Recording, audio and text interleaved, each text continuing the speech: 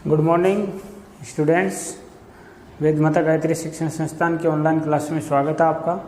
तो अपन agriculture chemistry पढ़ रहे थे, उसका अपने यूनिट नंबर 2 स्टार्ट कर रखी है। अब दूसरा जो अपना लेसन है वो है मृदा जीवांश पदार्थ, और उसकी आज अपनी क्लास होगी तीसरी। तो अपनी जो पिछली क्लास थी उस क्लास में अपन ने जीवांश पदार्थ के विच्छेदन को प्रभावित करने वाले कारकों के बारे में चर्चा की थी और कार्बोहाइड्रेट का विच्छेदन देखा था। आज की जो अपनी क्लास होगी वो नया टॉपिक है कार्बन चक्र। कार्बन चक्र, कार्बन साइकिल, ठीक है ना। कार्बन चक्र, कार्बन साइकिल, यह है नया टॉपिक कार्बन चक्र। कहने का मतलब कार्बन है वो जंतु स्रोत भी है और पादप स्रोत भी है।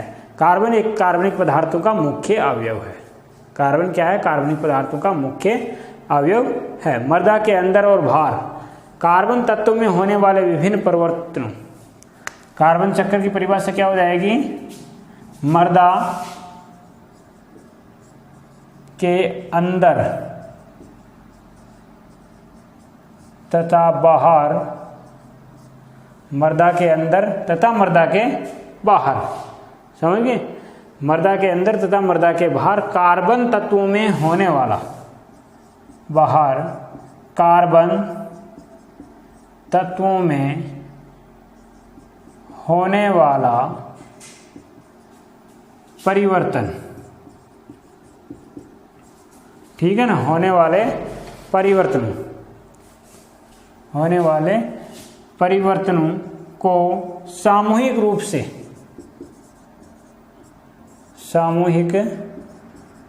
से कार्बन चक्र कहते हैं। सामूहिक रूप से क्या कहते हैं भाई? कार्बन चक्र कहते हैं, ठीक है ना। अब ये जो कार्बन है ये कार्बनिक पदार्थों का मुख्य अवयव है। कार्बनिक पदार्थों का मुख्य अवयव। अब ये तो है नहीं कि कार्बन का डायरेक्ट कार्बन अकेला ही रहेगा और कोई इससे जुड़ेगा ही नहीं। कार्बनिक पदार्थों का मतलब कार्बनिक और पदार्थ जुड़े हुए होते हैं, ऑक्सीजन, हाइड्रोजन, सल्फर वगैरह, नाइट्रोजन वगैरह जो भी जुड़े हुए हैं, तो अन्य तत्वों के साथ में जुड़ करके ये अनेक यौगिक बनाता है, ठीक है ना। तो कार्बन का ऑक्सीकरण भी होता है और अपचयन भी होता है, जिसके फलस्वरूप ऑक्सीजन के फलस्वरूप ऑक्साइड बनते हैं लगातार। तो इनमें यानी मृदा के अंदर यानी मृदा के नीचे भी और मृदा के ऊपर भी, ऊपर का मतलब वायुमंडल में भी कार्बनिक पदार्थों में क्या होता है? एक दूसरे का परिवर्तन होता है, विच्छेदन होता है, कहीं कहीं अपघट संयोजन होता है।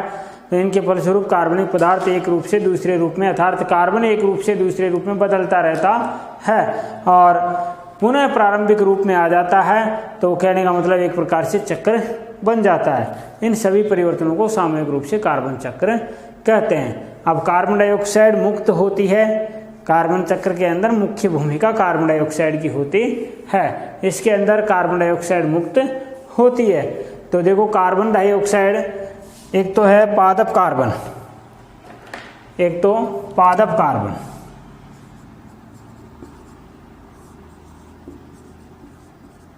पादप कार्बन एक तो ये है, और एक है जंतु कार्बन, जंतु कार्बन एक ये है। पादप कार्बन से जंतु कार्बन बनता है, अर्थात पादपों से कार्बन जंतुओं में जाता है, क्योंकि जंतु पादपों से भोजन प्राप्त करता है, जिसके फलस्वरूप जंतुओं के अंदर जाता है। दोनों से ही क्या होता है? दोनों से ही होगा कि जीवांश पदार्थ बनेंगे। दोनों से ही क्या होते हैं? जीवांश पदार्थ बनते हैं। मृदा जीवांश पदार्थ दोनों से ही प्राप्त होते हैं। मृदा जीवांश पदार्थ, सूक्ष्म जीवी कोशिकाएं, सड़े गले अवशेष। मृदा जीवांश पदार्थ, सूक्ष्म जीवी कोशिकाएं, सड़े गले अवशेष, ये बनते हैं। दोनों से प्राप्त होंगे, पादपों से भी और जंतुओं से भी बनते हैं। अब जब इनका ऑक्सीकरण होगा, जब इनका अपघटन होगा, विच्छेदन होगा, तो CO2 बनेगी। जब इनका विच्छेदन होता है तो क्या बनती है? CO2, carbon die oxide. कहने का मतलब CO2 ये बनती है भाई। दोनों के इसके विच्छेदन पर हमें क्या प्राप्त होती है? Carbon dioxide. अब कुछ सुपोषित सूक्ष्म जीवाणु होते हैं, इस कार्बन डाइऑक्साइड का यहाँ उपयोग कर लेते हैं। स्वपोषित सूक्ष्म जीवाणु, इसका क्या कर लेते हैं भाई? उपयोग कर लेते हैं, ठीक है ना। और अब जंतुओं के अंदर जो शोषण क्रिया होती है, जंतुओं में जो शोषण क्रिया होगी, उस शोषण क्रिया में कार्बन डाइऑक्साइड बनता है। जंतु श्वसन के अंदर कार्बन डाइऑक्साइड बनती है। सूक्ष्म जीवी श्वसन में भी बनेगी, सूक्ष्म जीवी श्वसन इसमें भी बनती है।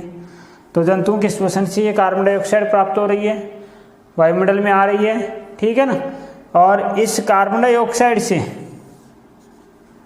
कार्बन डाइऑक्साइड का सीधा एक तो उपयोग कहाँ जा रहा है? यहाँ। एक तो सीधा उपयोग कार्बन डाइऑक्साइड का यहाँ हो रहा है, अर्थात पादप शोषण करते हैं। पादप जब शोषण करेंगे तो उस समय भी क्या होती है? CO2 मुक्त होती है। जंतु शोषण करते हैं उस समय भी वायुमंडल में CO2 आती है। अब वायुमंडल में CO2 आ जाती है, इस वायुमंडल में CO2 का जब पुनः क्या करते हैं, ये दूसरे वायुमंडल में जब CO2 होती है, आ जाती है, तो इस वायुमंडलीय जो पादप होते हैं वो प्रकाश संश्लेषण प्रक्रिया द्वारा, प्रकाश संश्लेषण द्वारा इस CO2 को क्या कर लेते हैं? उपयोग कर लेते हैं। और ये पुनः फिर जंतुओं में जाती है, पुनः मृदा जीवांश पदार्थ में आती है और पुनः कार्बन डाइऑक्साइड बनती है। इस प्रकार कार्बन का एक रूप से दूसरे रूप में परिवर्तन होता जा रहा है और घूम चक्र आकर के देखो पुनः वापस यहीं आ रहा है, तो इसे कहते हैं कार्बन चक्र, ठीक है ना। CO2 का मुक्त होना, तो CO2 कैसे मुक्त होती है दोबारा से देख लें। पादपों से कार्बन डाइऑक्साइड, कार्बन बनता है, वो जंतुओं के अंदर भी पहुंचता है। अर्थात पादपों से भी मृदा जीवांश पदार्थ बनते हैं और जंतुओं से भी मृदा जीवांश पदार्थ बनते हैं। सूक्ष्मजीवी कोशिकाओं, सड़े गले अवशेष इनसे भी आते हैं। अब इनका जब अपघटन होता है तो CO2 बनती है, CO2 बनती है। इस CO2 को ये सूक्ष्म जीव, स्वपोषी सूक्ष्म जीव होते हैं, वो उपयोग में भी लेते रहते हैं। जंतु शोषण क्रिया करते हैं तो CO2 बाहर निकलती है, पादप शोषण क्रिया करते हैं तो CO2 बाहर निकलती है, वायुमंडल में CO2 आ जाती है, अर्थात मृदा की सतह के ऊपर CO2 आ जाती है। अब यहाँ से ये CO2 प्रकाश संश्लेषण द्वारा पादप पुनः ले लेते हैं। तो इस प्रकार इस कार्बन का रूपांतरण हो रहा है, परिवर्तन हो रहे हैं, इसमें अनेक यौगिक बन रहे हैं, तो इसे कहते हैं अपन कार्बन चक्र। और CO2 मुक्त हो रही है, ठीक है ना। कार्बन के ऑक्साइड के अंदर मुक्त हो रहा है। तो आप टॉपिक डाल लेंगे कार्बन चक्र, कार्बन साइकिल। और कार्बन चक्र के अंतर्गत आप लिख लेंगे मृदा के अंदर तथा बाहर, मृदा के अंदर तथा मृदा के बाहर, मृदा के अंदर तथा मृदा के बाहर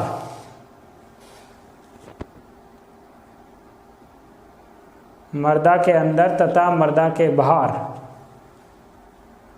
कार्बन तत्वों में होने वाले विभिन्न परिवर्तनों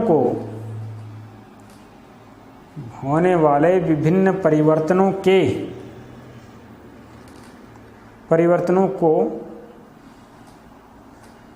कार्बन तत्वों में होने वाले विभिन्न परिवर्तनों को सामूहिक रूप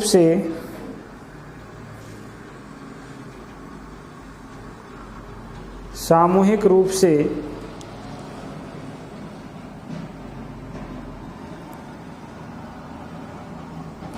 कार्बन चक्र कहते हैं। कार्बन चक्र कहते हैं।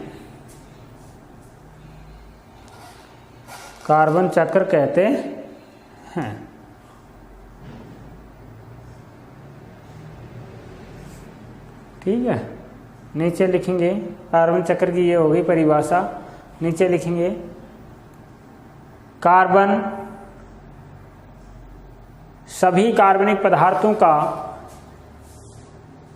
एक मुख्य अवयव है।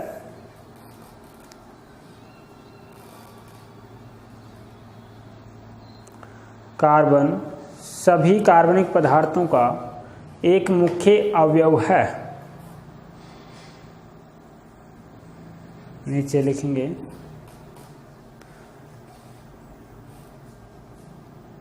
सभी जीव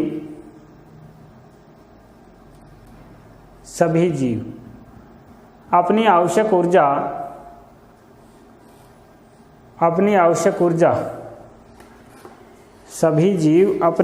ऊर्जा का अधिकांश भाग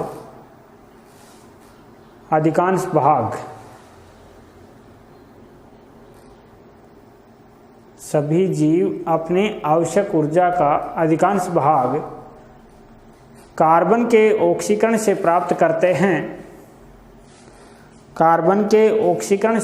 करते हैं।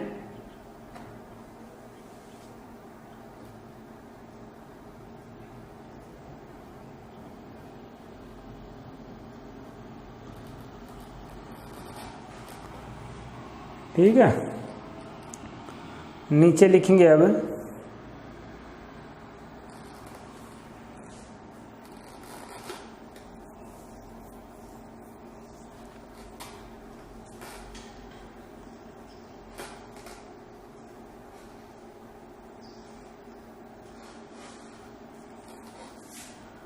पादप अवशेष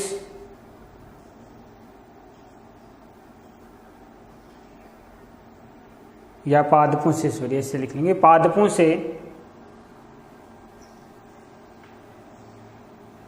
से कार्बन जंतुओं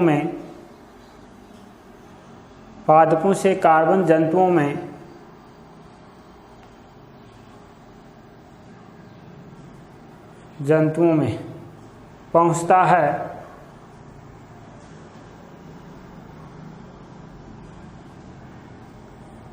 पादपों और जंतुओं दोनों से ही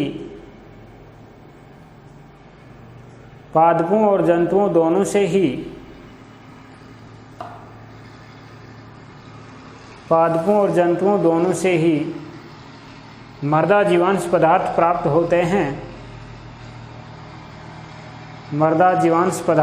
होते हैं।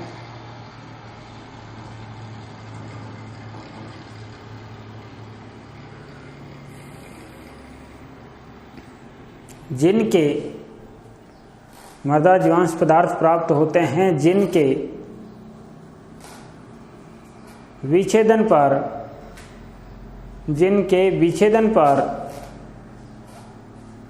CO2 उत्पन्न होती है जो वायुमंडल में आ जाती है। CO2 उत्पन्न होती है जो वायुमंडल में आ जाती है।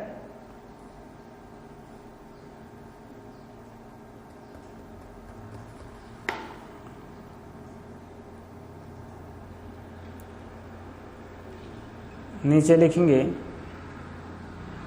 पादप और जंतु श्वसन क्रिया में,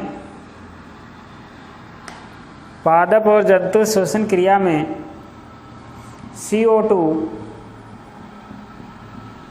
छोड़ते हैं, पादप और जंतु श्वसन क्रिया में CO2 छोड़ते हैं, पादप और जंतु श्वसन क्रिया में CO2 छोड़ते हैं।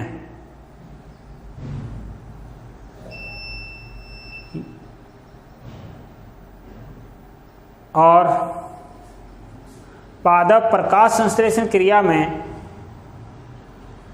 पादप प्रकाश संश्लेषण क्रिया में, प्रकाश संश्लेषण क्रिया में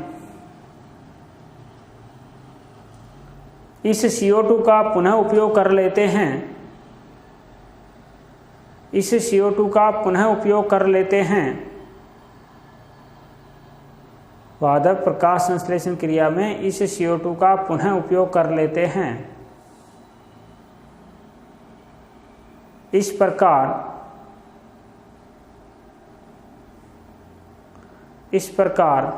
एक चक्र का निर्माण होता है, इस प्रकार एक चक्र का निर्माण होता है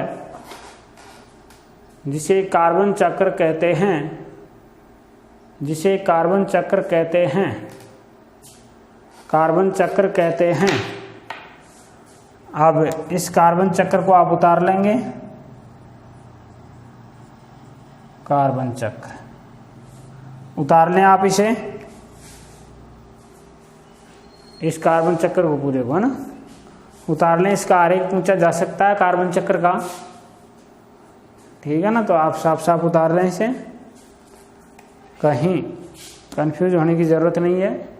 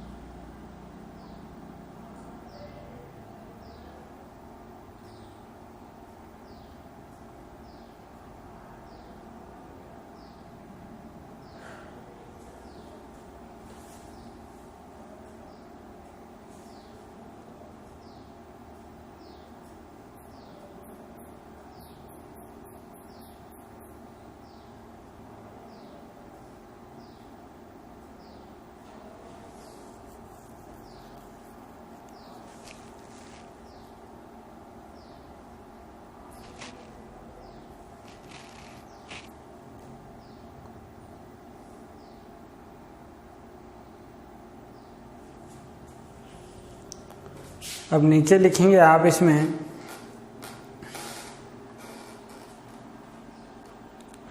अगर कार्बन डाइऑक्साइड का मुक्त होना पूछा जाए तो भी आप ये बता सकते हैं, पूरा जो लिखवाया गया है ये आप लिख सकते हैं। नीचे लिखेंगे आप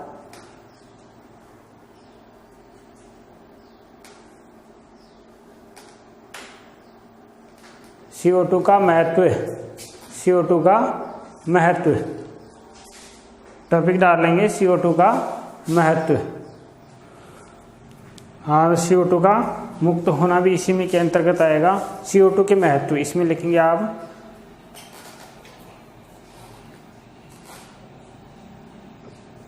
नंबर 1 पॉइंट डालना।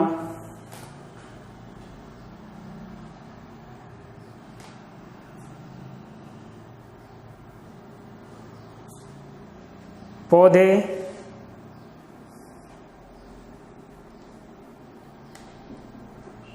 पौधे नहीं, CO2 की थोड़ी मात्रा, पॉइंट नंबर 1 डालना, CO2 की थोड़ी मात्रा मृदा में पानी के साथ क्रिया करके, CO2 की थोड़ी मात्रा मृदा में पानी के साथ क्रिया करके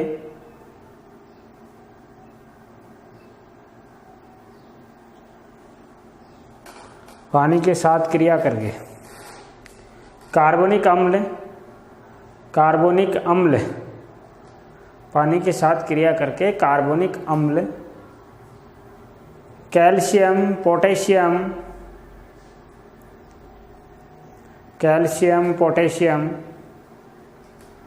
के कार्बोनेट व बाइकार्बोनेट, कैल्शियम पोटेशियम के कार्बोनेट व बाइकार्बोनेट बनाती है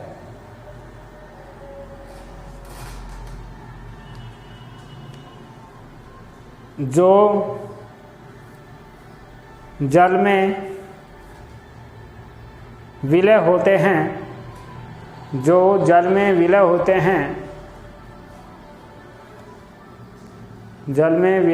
हैं, जिनका उपयोग पौधे कर लेते हैं। इसके बाद में नंबर 2 पॉइंट डालेंगे। वायुमंडल में उपस्थित CO2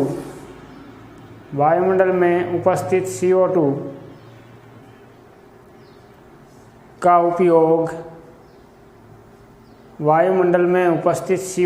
उपयोग पौधे प्रकाश संश्लेषण क्रिया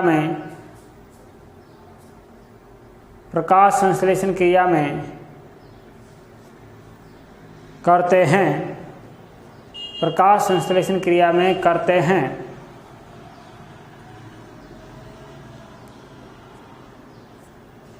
नीचे लिखेंगे, अगला पॉइंट लिख लेंगे,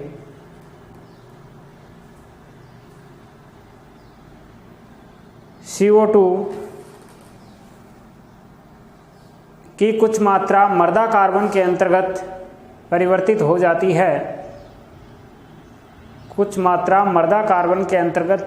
हो जाती है, जिसका उपयोग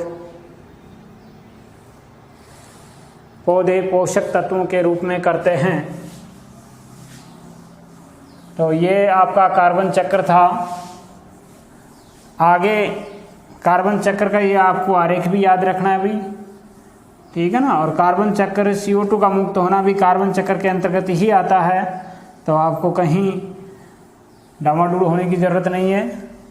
आराम से आप 1-2 बार इस चीज़ को पढ़ेंगे तो याद हो जाएगा, बहुत ही इजी सा है। इसके बाद में नया टॉपिक आता है ह्यूमस, नया टॉपिक अपना ह्यूमस। अब स्टार्ट करते हैं। तो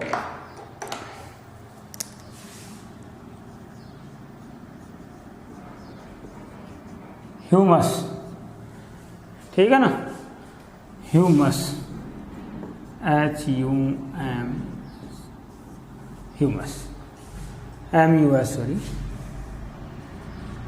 ये है तो देखो ह्यूमस की परिभाषा पहले भी पाठ का शुरुआत में भी लिखा दी गई थी। मृदा जीवांश पदार्थ के विच्छेदन से, मृदा जीवांश पदार्थ के विच्छेदन से, मृदा जीवांश पदार्थ के विच्छेदन से गहरे काले या भूरे रंग का, विच्छेदन से गहरे भूरे या काले रंग का कोलाइडी पदार्थ प्राप्त होता है, ठीक है ना, या बनता है, जिसे ह्यूमस कहा जाता है। इस कोलाइडी पदार्थ को क्या कहते हैं? ह्यूमस कहते हैं। मृदा जीवांश पदार्थों का जब विच्छेदन होता है उसके बाद में गहरे भूरे या काले रंग का कोलाइडी पदार्थ बनता है, जिसे कहा जाता है ह्यूमस, ठीक है ना। तो ये था ह्यूमस के अंतर्गत जीवांश पदार्थ के विच्छेदन में प्रतिरोधी पदार्थ जैसे लिग्निन, जटिल प्रोटीन, वसा, तेल, मोम आदि का निर्माण भी होता है। यानी ह्यूमस जीवांश पदार्थ के विच्छेदन में, जब इसका विच्छेदन होता है, जीवांश पदार्थ का विच्छेदन होता है इसका, तो इसमें प्रतिरोधी पदार्थ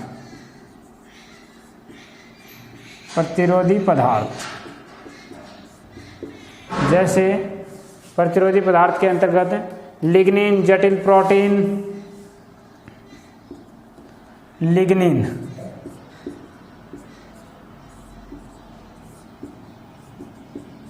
जटिल प्रोटीन, तेल, मोम, वसा, ठीक है ना। लिग्निन, जटिल प्रोटीन, तेल, मोम, वसा सूक्ष्म जीवों के उत्तकों से रूपांतरित व संश्लेषित होकर ह्यूमस का निर्माण करते हैं। इनका सबका सूक्ष्म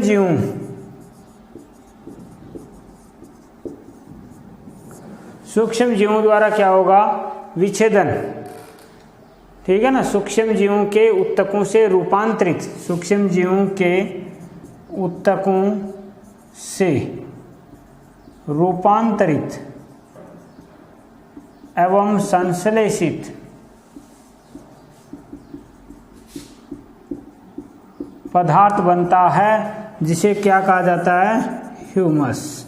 अर्थात इस ह्यूमस का निर्माण होता है।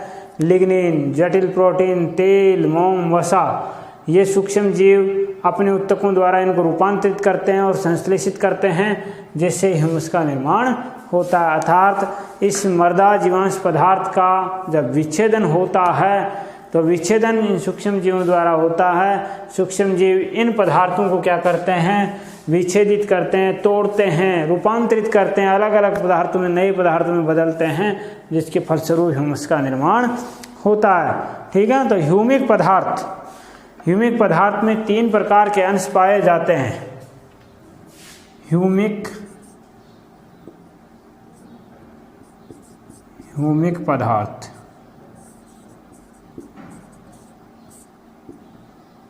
तीन अवयव होते हैं इसके। नंबर एक होता है फलविक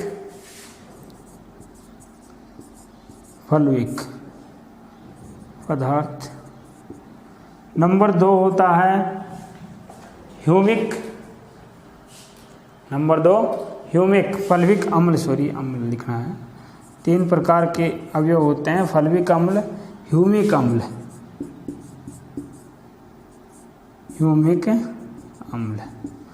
और तीसरा होता है ह्यूमीन। तीसरा क्या होता है? ह्यूमीन। अब इसके अंतर्गत ह्यूमीन, अब देखो ह्यूमिक जो होता है फलविक पदार्थ क्या होते हैं?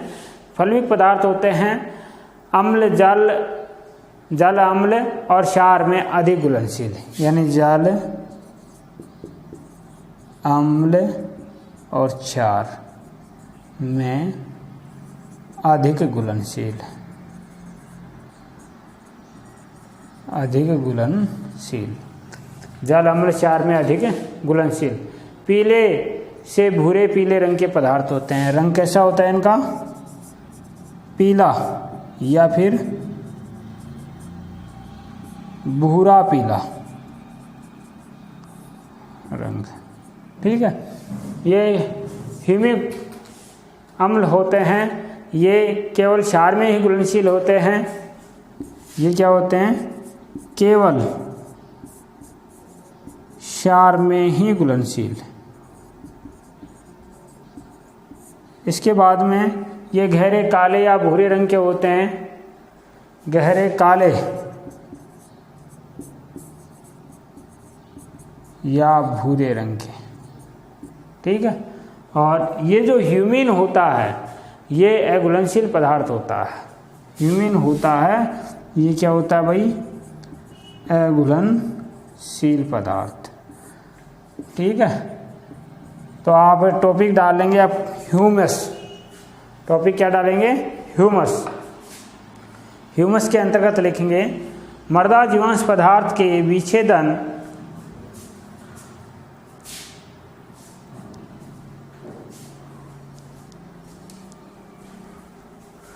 ह्यूमस।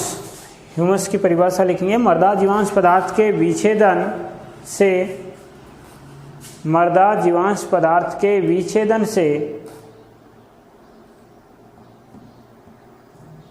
से गहरे भूरे या काले रंग का, गहरे भूरे या काले रंग का कोलाइडी पदार्थ बनता है। गहरे भूरे या काले रंग का कोलाइडी पदार्थ बनता है।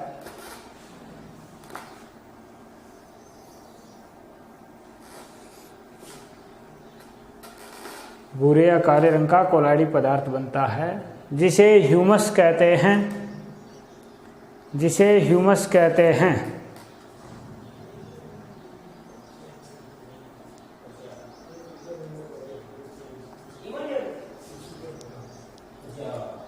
नीचे लिखेंगे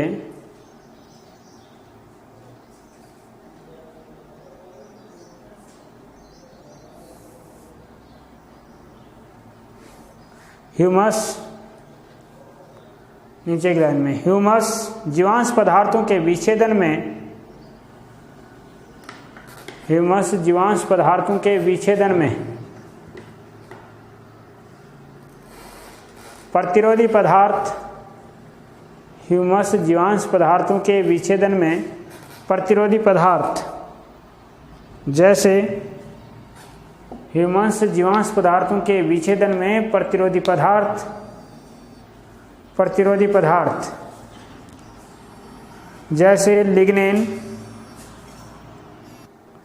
हाँ तो लिखेंगे लिग्निन, प्रतिरोधी पदार्थ जैसे लिग्निन, जटिल प्रोटीन, जटिल प्रोटीन,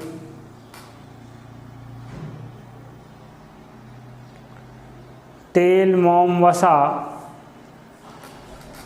तेल मोम वसा तथा सूक्ष्म जीवों के उत्तकों से, तेल मोम वसा तथा सूक्ष्म जीवों के उत्तकों से, सूक्ष्म जीवों के उत्तकों से रूपांतरित व संश्लेषित, सूक्ष्म जीवों के उत्तकों से रूपांतरित व संश्लेषित होकर ह्यूमस का निर्माण करते हैं। रूपांतरित व संश्लेषित होकर ह्यूमस का निर्माण करते हैं। नीचे लिखेंगे अब आप इसमें ह्यूमिक पदार्थ में 3 प्रकार के अंश पाए जाते हैं। ह्यूमिक पदार्थ में 3 प्रकार के अंश पाए जाते हैं। 3 प्रकार के अंश पाए जाते हैं। ह्यूमिक पदार्थ में 3 प्रकार के अंश पाए जाते हैं। नंबर 1 लिखना फलविक अम्ल। नंबर 1 पॉइंट फलविक अम्ल ठीक है ना, ये रहा फल्विक अम्ल। इसमें लिखेंगे डैश लगा करके, यह है पीले से भूरे पीले रंग का पदार्थ होता है। यह है पीले से भूरे पीले रंग का पदार्थ होता है। पीले से भूरे पीले रंग का पदार्थ होता है।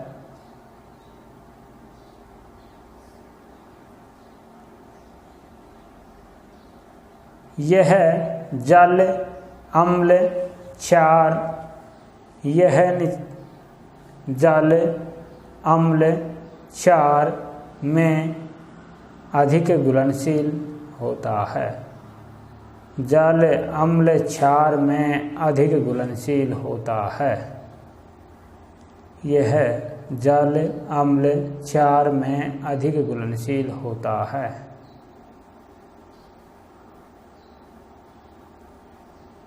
जल, अम्ल, क्षार में अधिक घुलनशील होता है।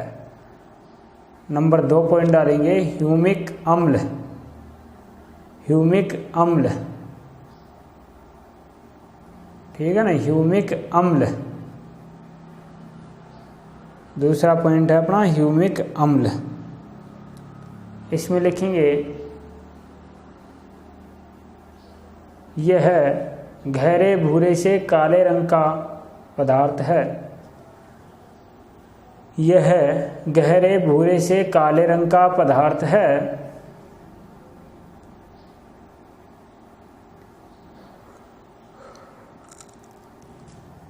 गहरे भूरे से काले रंग का पदार्थ है।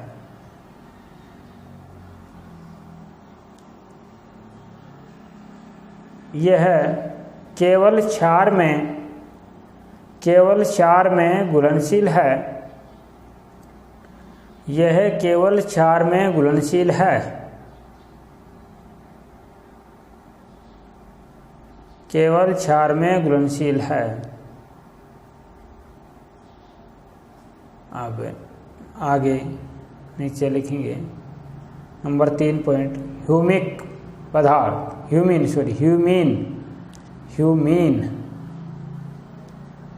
लिखेंगे। यह एक अघुलनशील पदार्थ है। ह्यूमीन में लिखेंगे यह एक अघुलनशील पदार्थ है। यह एक अघुलनशील पदार्थ है। ठीक है। अब इसके भौतिक और रासायनिक गुणधर्म देखेंगे अपन। ह्यूमस के भौतिक और रासायनिक गुणधर्म तो बहुत ही साधारण से गुणधर्म हैं। ह्यूमस के भौतिक गुण,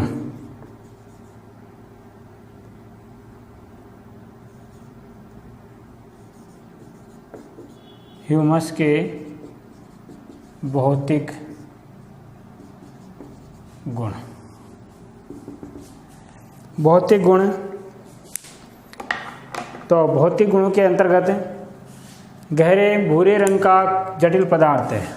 नंबर 1 हो जाएगा गहरे भूरे रंग का जटिल पदार्थ, जो अपने परिभाषा में भी देखा है। ठीक है ना, जटिल पदार्थ है। नंबर 2 भूरे रंग का होता है, अक्रिस्टलीय होता है। ठीक है ना, ये क्रिस्टलीय कोलाइडी पदार्थ है। अक्रिस्टलीय और कोलाइडी पदार्थ। ठीक है। नंबर 3 है ऋणात्मक आवेश होता है। इस पर नेगेटिव आवेश कैसा होगा? ऋणात्मक। ठीक है ना, ये जल में अविलय रहता है। नंबर 4 जल में क्या है? अविलय, जल में अविलय, लेकिन कोलाइडी विलय बनाता है। मंद अम्ल और क्षारों में विलय होता है। जल में क्या है? अविलय। ठीक है ना, सुघट्यता और सहसंजन कम होता है इसमें। सुघट्यता एवं सहसंजन, ये मैंने आपको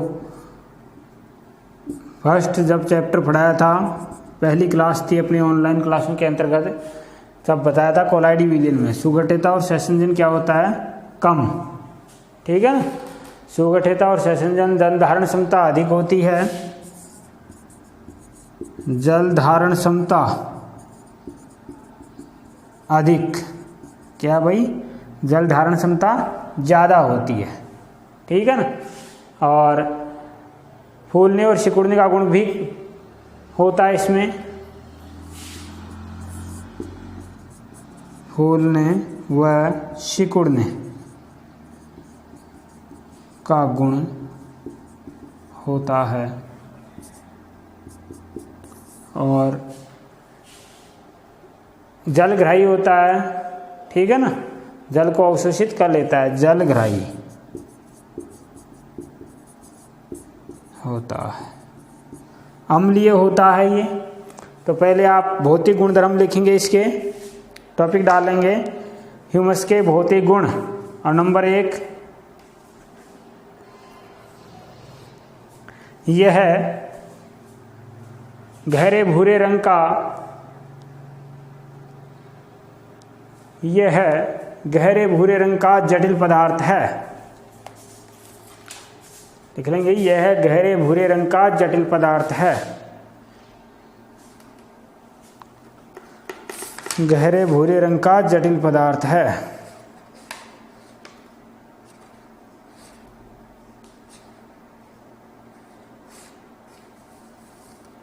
ठीक है ना, और नीचे लिखेंगे इसमें, यह अक्रिस्टलीय तथा कोलाइडी पदार्थ है, अक्रिस्टलीय तथा कोलाइडी पदार्थ है,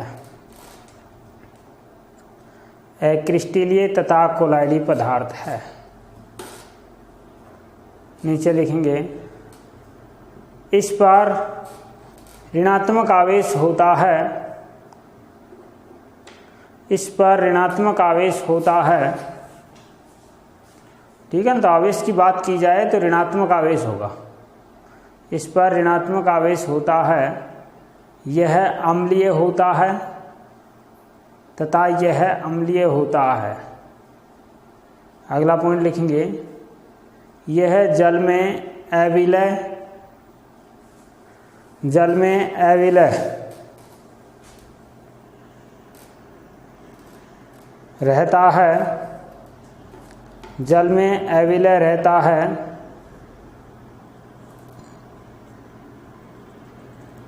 लेकिन कोलाइडी विलयन बनाता है, जल में अविलय रहता है लेकिन कोलाइडी विलयन बनाता है, कोलाइडी विलयन बनाता है। नीचे लिखेंगे,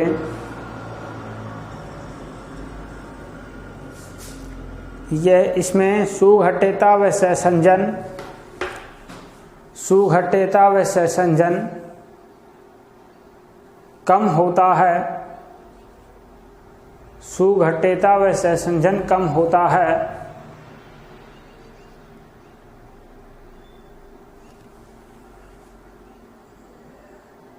सुघट्यता व सहसंजन कम होता है। नीचे लिखेंगे, इसकी जल धारण क्षमता अधिक होती है, इसकी जल धारण क्षमता अधिक होती है, जल धारण क्षमता अधिक होती है। नीचे लिखेंगे, जल धारण क्षमता अधिक होती है, अतः यह जलग्राही होता है, अतः यह जलग्राही होता है, जल धारण क्षमता अधिक होती है अतः यह जलग्राही होता है। नीचे लिखेंगे, इसमें फैलने व सिकुड़ने का गुण भी होता है, इसमें फैलने व सिकुड़ने का गुण भी होता है। तो ये तो इसके भौतिक गुण थे, ठीक है ना। और अब हैं इसके रासायनिक गुण, ह्यूमस के रासायनिक गुण।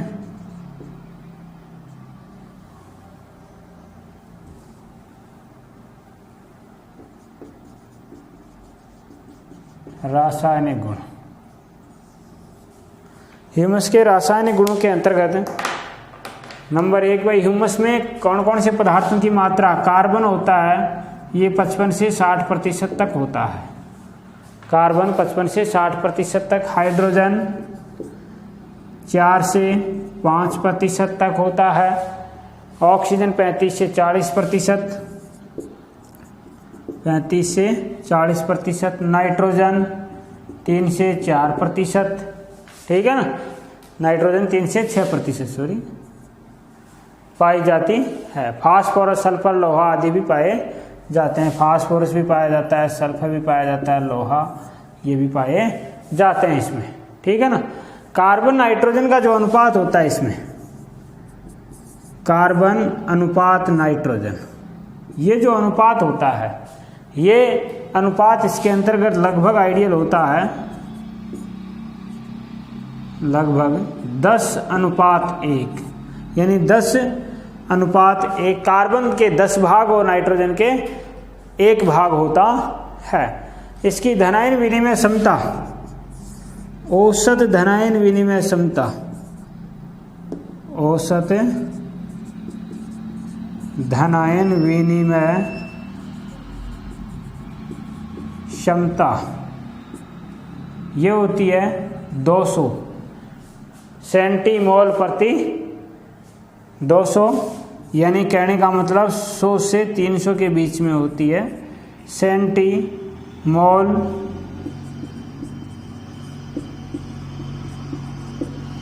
ठीक है ना, प्रति किलोग्राम, सेंटीमोल प्रति किलोग्राम, ये होती है इसकी धनायन विनिमय क्षमता। और इसमें कार्बोक्सिल, फिनोलिक और इनोलिक समूह भी पाए जाते हैं। इसमें कार्बोक्सिलिक समूह भी होता है, फिनोलिक समूह भी होता है तथा इनोलिक समूह भी होता है। फिनोलिक, इनोलिक ये समूह भी क्या होते हैं, इसमें पाए जाते हैं। कार्बोक्सिलिक अम्लों का समूह भी होता है, फिनोल का समूह भी होता है और इनोलिक यौगिकों का समूह भी होता है। प्रतिरोधक क्षमता अधिक होती है इसकी, प्रतिरोधक क्षमता, यानी कि ये फसलों के अंदर ह्यूमस मिलेगा तो उसकी प्रतिरोधक क्षमता बढ़ जाती है, प्रतिरोधक क्षमता ज़्यादा होती है, यानी रोगों से लड़ाई करने की क्षमता इसकी ज़्यादा होती है।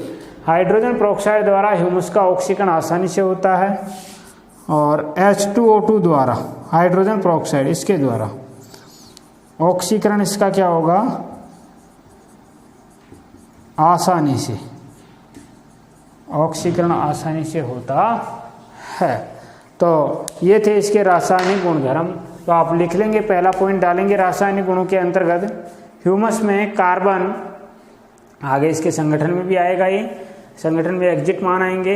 ह्यूमस में कार्बन 55 से 60%, ह्यूमस में कार्बन 55 से 60%, ठीक है, कॉमा कार्बन 55 से 60%, ठीक है, कॉमा हाइड्रोजन 4 से 5%, हाइड्रोजन 4 से 5%, ऑक्सीजन 35 से 40%, ऑक्सीजन 35 से 40%, नाइट्रोजन 4 से 6%, नाइट्रोजन 4 से 6%, तथा फास्फोरस, सल्फर, आयरन आदि तत्व पाए जाते हैं, आदि तत्व पाए जाते हैं। नीचे लिखेंगे नंबर 2 पॉइंट, इसका कार्बन नाइट्रोजन अनुपात लगभग, कार्बन नाइट्रोजन अनुपात लगभग 10:1 होता है। कार्बन नाइट्रोजन अनुपात लगभग 10:1 होता है। It's okay. आगे चले, अगला पॉइंट डालें नंबर 3, इसकी औसत धनायन विनिमय क्षमता, इसकी औसत धनायन विनिमय क्षमता, औसत धनायन विनिमय क्षमता 200, कोष्टक के अंदर 100 से 300, 200 कोष्टक में 100 से 300 का लेना, सेंटीमोल प्रति किलोग्राम होती है। धनायन विनिमय क्षमता का मात्रक है सेंटीमोल प्रति किलोग्राम। तो 200 से 300 सेंटीमोल प्रति किलोग्राम होती है। आगे लिखें,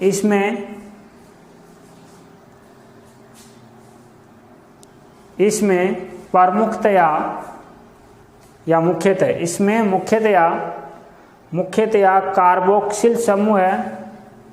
इसमें मुख्यतया कार्बोक्सिल, फिनोलिक कार्बोक्सिल, फिनोलिक तथा